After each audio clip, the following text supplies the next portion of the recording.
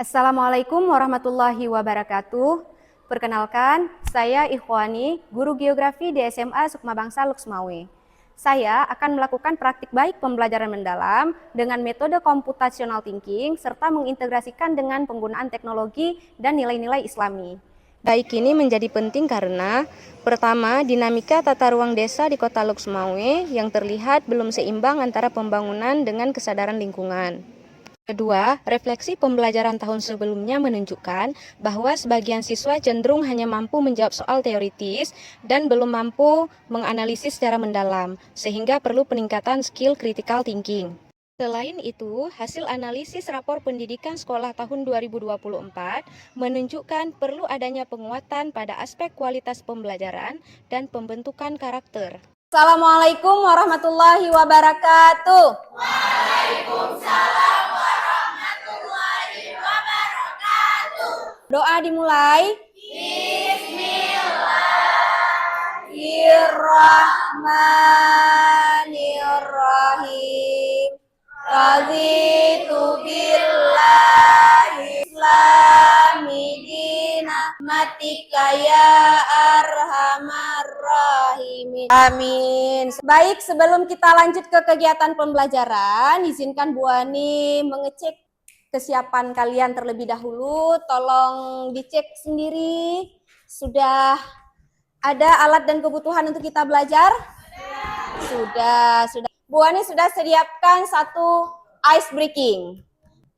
Lokasi menanam padi. Paling cocok untuk membangun rumah. Semoga silakan duduk lagi kembali. Nah, hari ini kita juga akan belajar tentang pola tata ruang desa dan perkembangannya. Oke, di sekolah di sini kan? Di sekolah Sukma Bangsa Luxmawe, ini sudah kota Luxmawe. Kita akan lihat pola tata ruangnya, ya.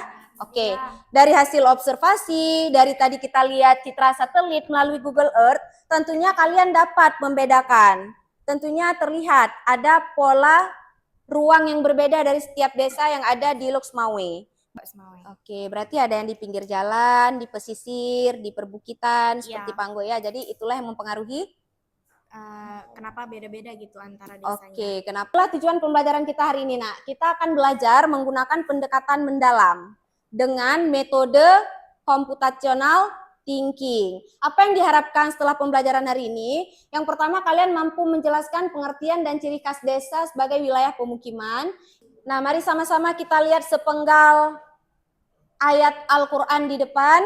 Huwallazi ja'alakum khalaifa fil ard. Dan dialah yang menjadikan kamu khalifah di bumi. Tanggung jawab kita sebagai manusia dalam menjaga lingkungan, khususnya desa. Apa bentuk tanggung jawab, Nak? Kita menjaga desa, kita menjaga lingkungan desa. Melestarikan budaya desa. Alam yang harus menjaga itu kita sebagai manusia, supaya tercipta kelestarian antara alam dengan manusia. Kita akan mengikuti kuisis tentang pola keruangan dan perkembangan desa.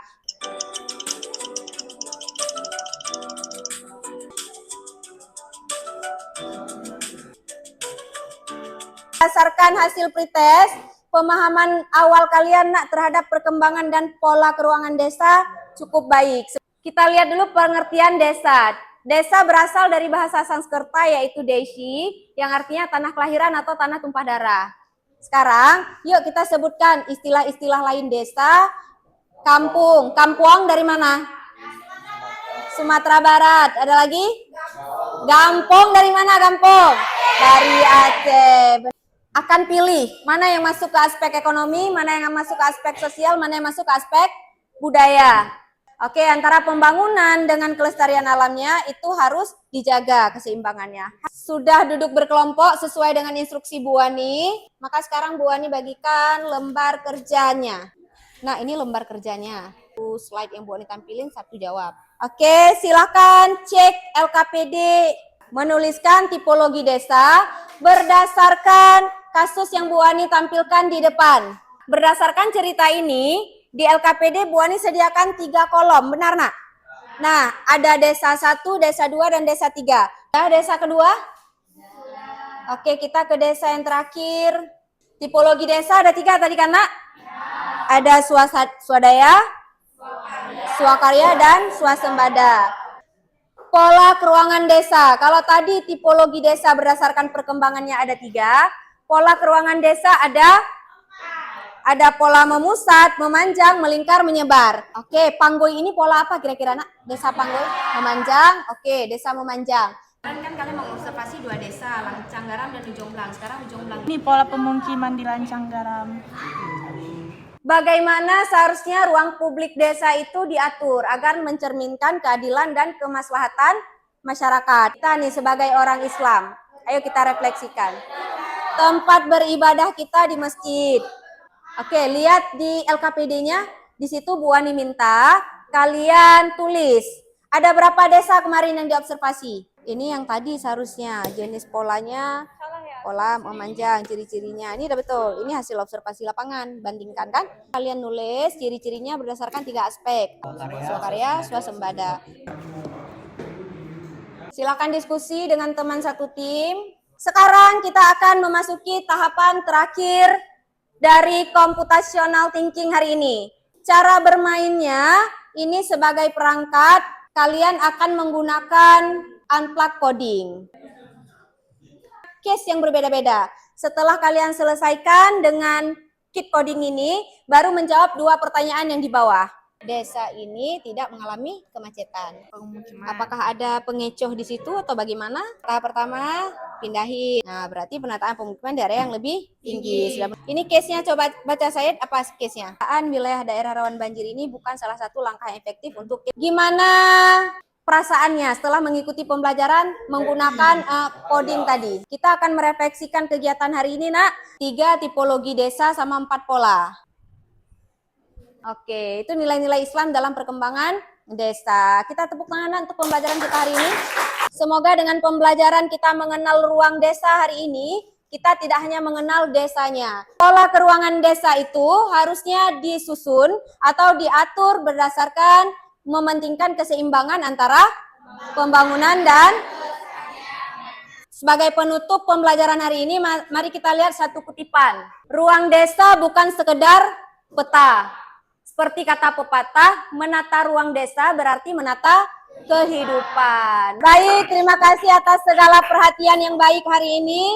Semoga ilmu yang didapat hari ini bisa diterapkan di kehidupan sehari-hari. Terima kasih, Bu Ani akhiri. Wassalamualaikum warahmatullahi wabarakatuh.